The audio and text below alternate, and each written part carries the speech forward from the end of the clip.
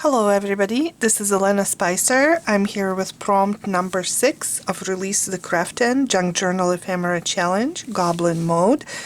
And prompt number 6 is bones. So I did start this already because I wanted to make sure everything dries, and I'm sorry it doesn't fit completely in the frame, but I have this printable that I just printed on regular printer paper, and then on the back I attached 2 vintage book pages, and then I just used distress inks, you know, the method where you rub them on craft mat, spray with water, and then you just like soak the paper. And then when I did that, on this side, once there was some ink left still, I did this side just a little bit to give me these splotches. I didn't want to cover the whole thing.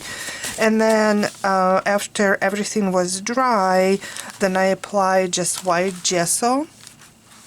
And what I'm going to do with this is, I've seen April at Pink Oddbird do these faux envelopes where she takes paper like this, she lines it with something, or she like does some collaging on it, and then she folds it like an envelope, but she doesn't sew it or glue it together. And so this way you can open it and write in it. So I have seen her do it quite a few times in several of her journals, and I always wanted to try it, but this is my first time trying it. And then I'm using this Tim Holtz stamp set to stamp some of the bone images, of course.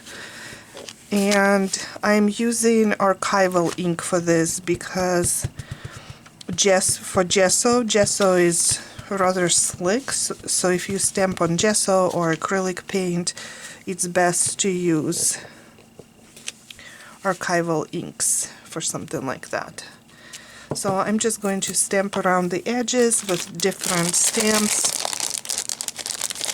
I really like this set. I know a lot of us have this set, so it's definitely perfect time to use it for this prompt.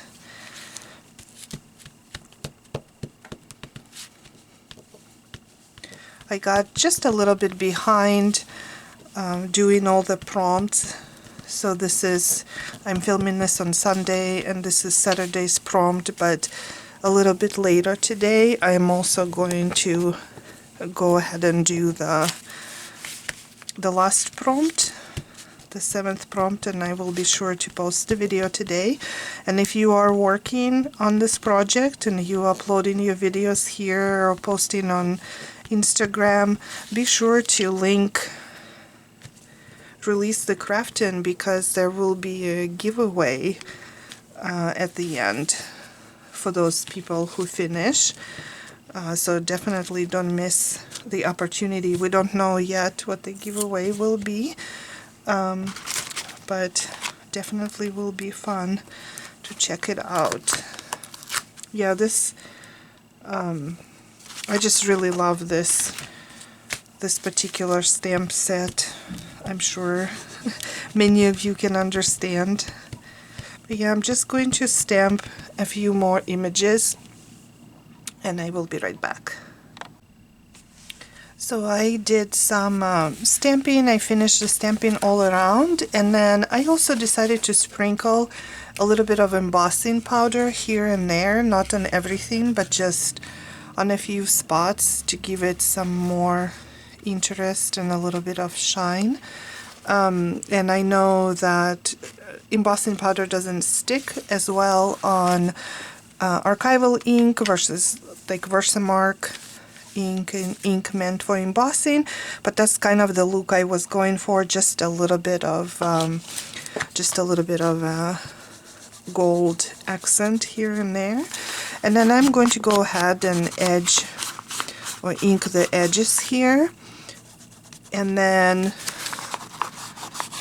I'm going to go ahead and, you can probably guess, stitch around this to bring it all together. So again, this inking of the edges I feel like it brings the edges together, and then you know, grunges them up a bit, and then also the stitching brings it all together really well. So after I stitch it, I will be back.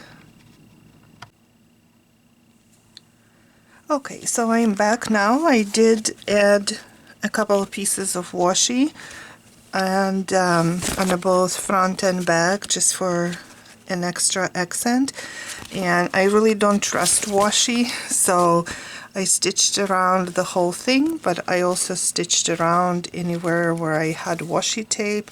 Plus it also adds extra stitching, makes it look a little bit more interesting.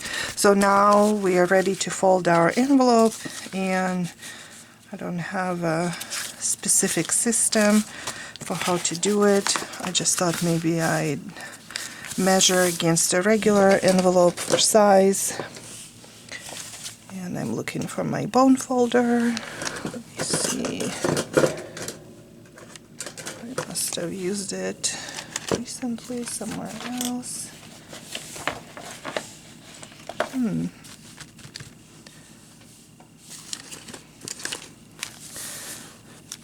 Oh, there it is. So just reinforcing this with reinforcing the fold with the bone folder, and then we will fold this part. It doesn't have to be perfect, since we are going for this grungy look.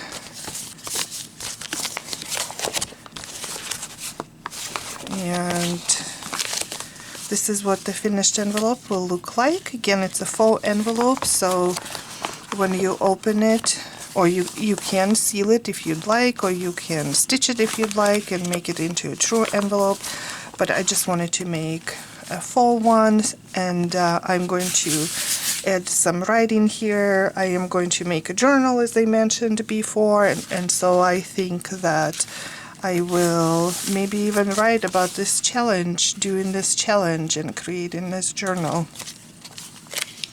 And then hopefully I can show you also the journal I make, which I will start working on after the challenge is over. Thank you very much for watching, and thank you to April at Pink Eyed Bird for inspiration for creating this type of faux envelope. Hope you are having a good Sunday, and I will see you in just a few hours with my last video for this challenge.